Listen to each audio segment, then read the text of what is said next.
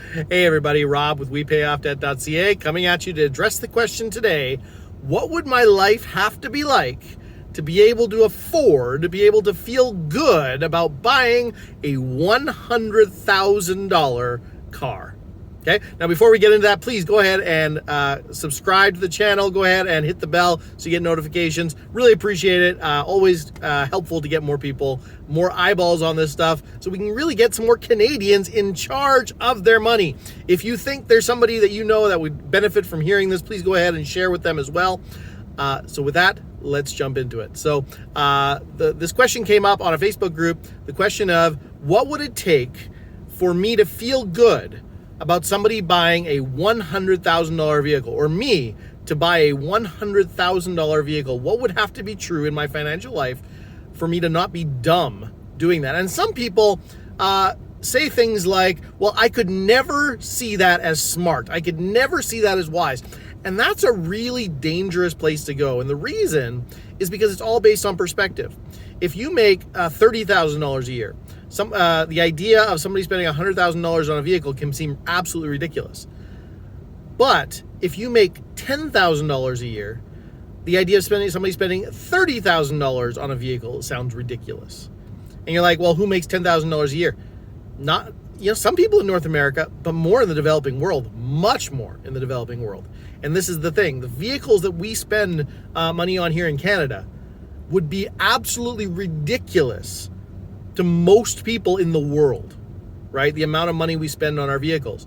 And so just check yourself on that. Like, you are really privileged to grow up in a place like this where we have a lot of money available to us. We have the average wage, the average household income in Canada is somewhere around $50,000 to $60,000 household income. That's a lot of money on the world scale, right? And so maybe in that circumstance, a $30,000 vehicle doesn't sound all that ridiculous. But in a household situation where you're making 10 grand a year, yeah, a $30,000 vehicle does sound ridiculous. So it's all about numbers, it's all about zeros, it's all about ratios. How does it compare to the rest of your life? So that's the first thing. It's not like if you make $1 billion a year, go ahead, buy a $100,000 car. It's nothing to them, right? Okay. Anyway. So that all said, what would have to be necessary for me to feel good about somebody doing this? First off, they've got to be in control of their money. And so what does that look like? They've got a budget. They are consciously choosing where every dollar is going to go.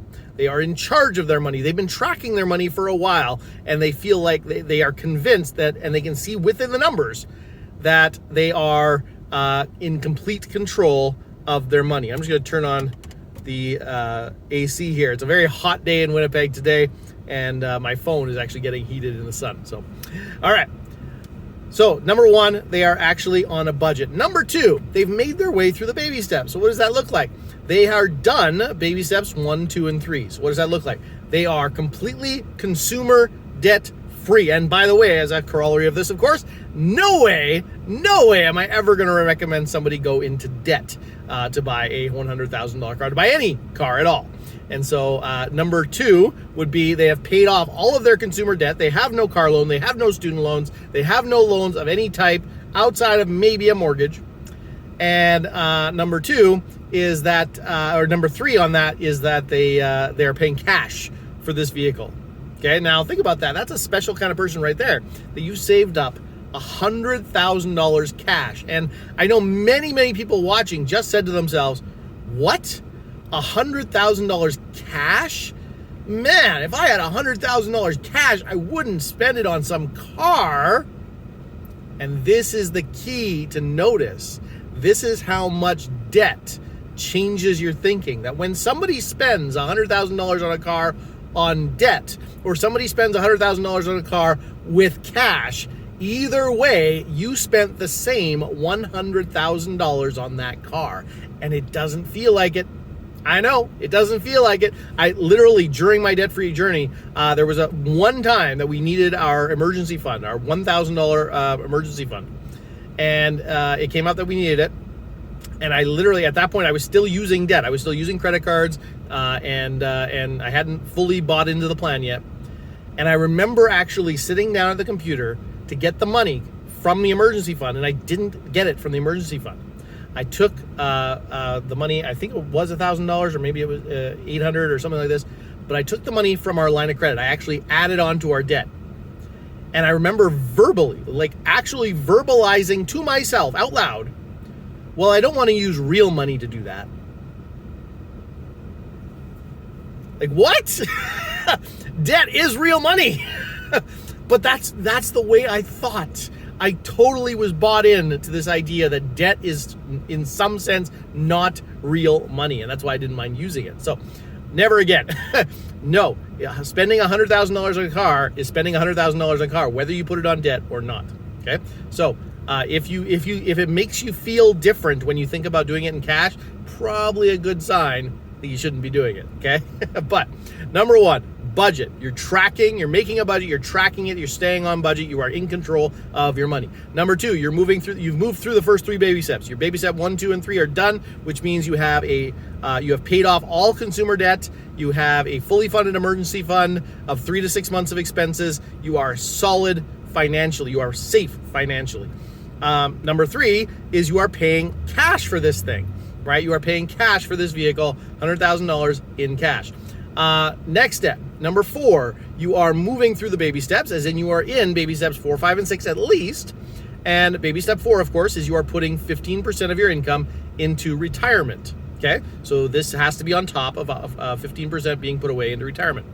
Number 5, kids' college. Now, this is a tricky one. It's not a requirement to be putting away for kids' college. I think it's a good idea, but there's no moral or ethical obligation for parents to pay for their kids' college.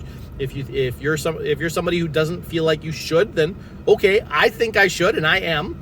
And I think it would be a good idea to max out your RESPs first. Because in Canada, we have RESPs, Registered Education Savings Plan, and when you invest in those, you actually get money back from the government. For every dollar you put in, they give you 20 cents back, okay, up to a maximum of $500 a year. And so it's pretty substantial. It's good. It's money from the government they're willing to give you if you're willing to invest in it. So that's something I would definitely consider at the very least.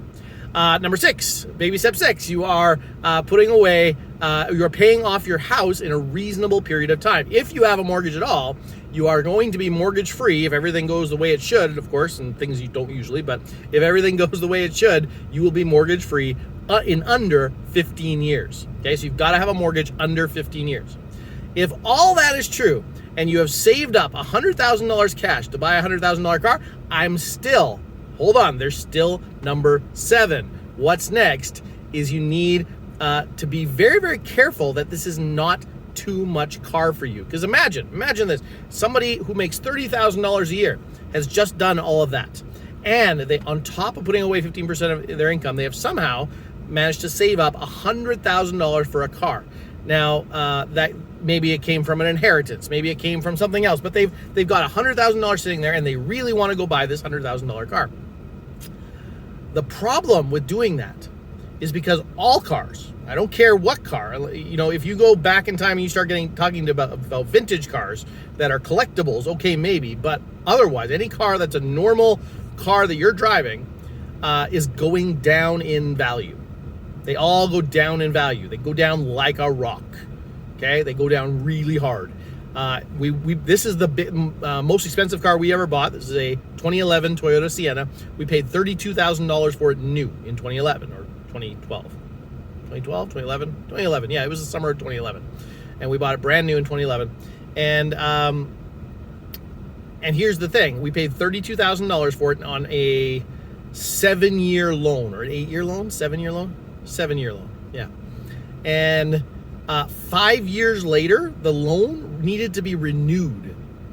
That's a bad sign, eh? Like if you're getting a loan that has a renewal on it for a car, like that's pretty awful. And so 5 years later, I went to renew the loan, and we were in the Dave Ramsey plan at that point, and I looked up the value of our vehicle, and it was around $17,000. Think about that.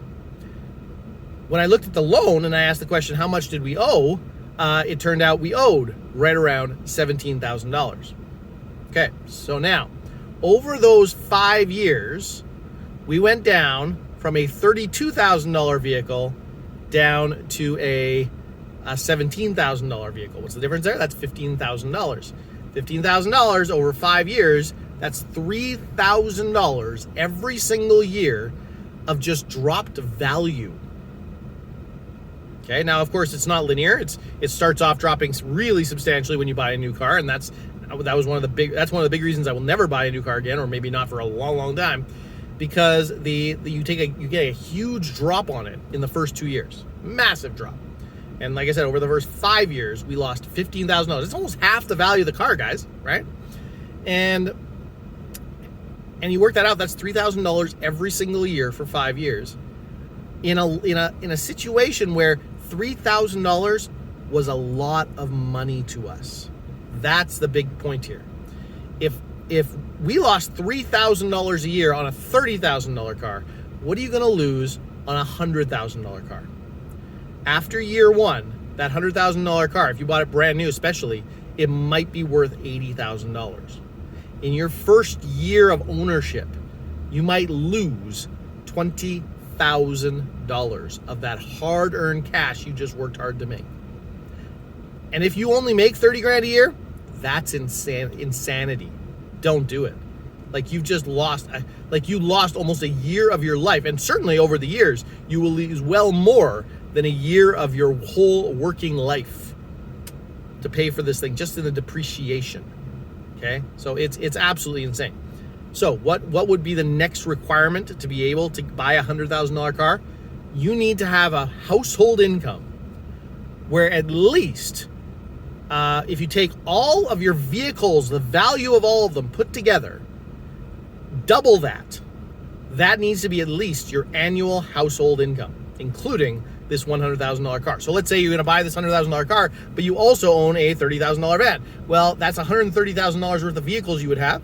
You better be making $260,000 a year or more.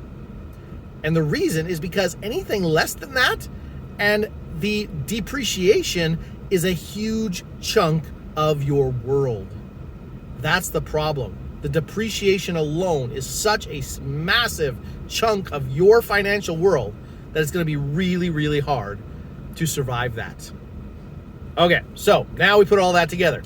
If you are in control of your money, if you are completely consumer debt free, you have a fully funded emergency fund, you are putting 15% of your money into retirement, you may be taking care of kids' college, your house is going to be paid off in less than 15 years, you manage to save up $100,000 to buy a new car, and you make at least double the value of all vehicles you'll own at that point in household income. So if this is your only vehicle, you at least make $200,000 a year.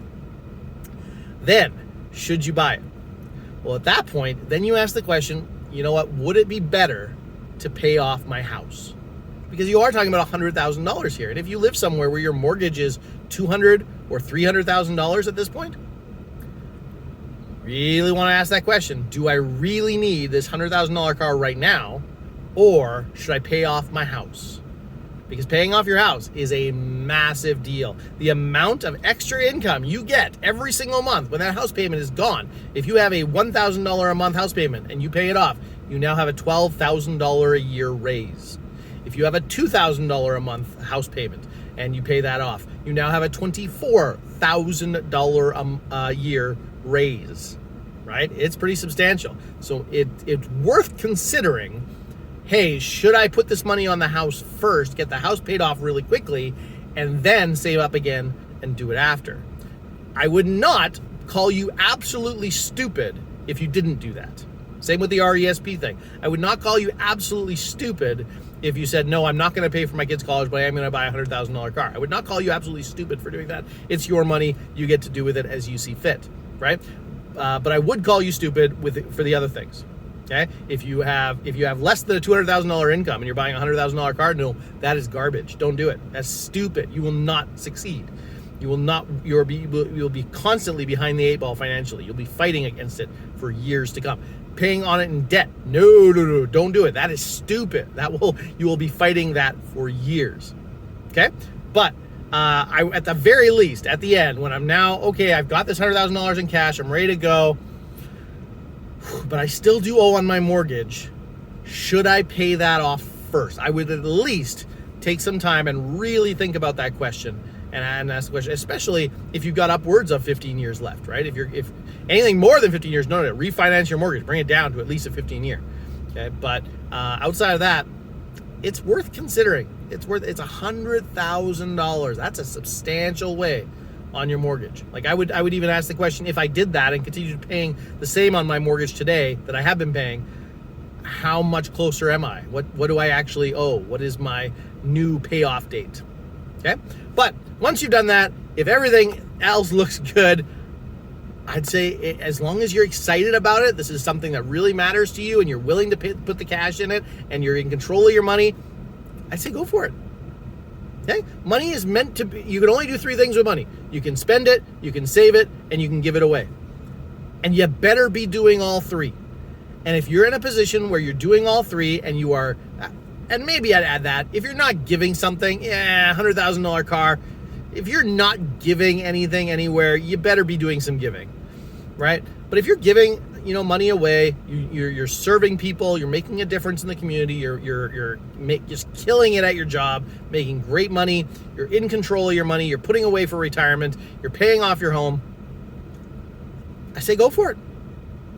I want to be at a place where the depreciation on a $100,000 car is meaningless to me. That's where I want to be. So I hope you want to get there too. Hope that gives you some value today. Have a good one. Definitely, again, subscribe. Have a good one. We'll talk to you again soon.